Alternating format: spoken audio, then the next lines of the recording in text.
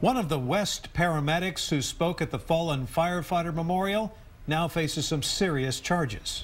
Federal agents say an explosive device was found in 31-year-old Bryce Reed's belongings. They also say he admitted to owning the pipe bomb. KXAN's David Scott is at the Waco Federal Courthouse with the latest on this investigation. Bryce Reed was brought here to the federal courthouse in Waco this morning. The charge, possession of an explosive device. However, the McLennan County Sheriff's Department is emphasizing that to date, there is no evidence whatsoever to connect Reed to the explosion at the fertilizer plant.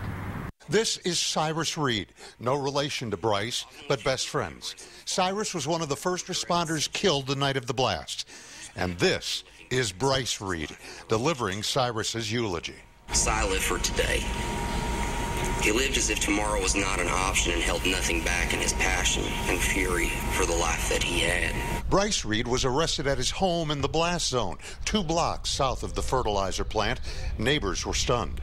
Yesterday, our check-in was just overrun with policemen, and I didn't know what was wrong.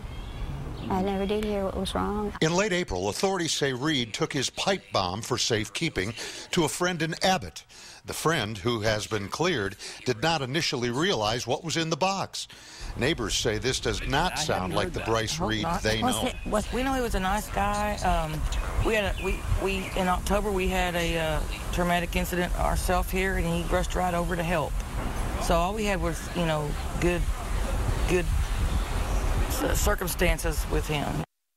We learned just this evening that Reed was let go from his paramedic job by the West Emergency Medical Services 2 days after the plant explosion.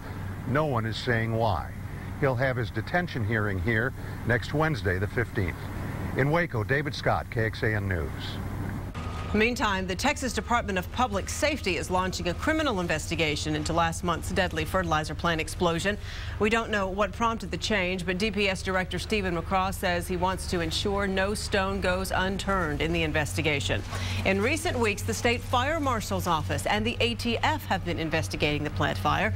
They say the investigation they've been doing has always been considered a criminal investigation.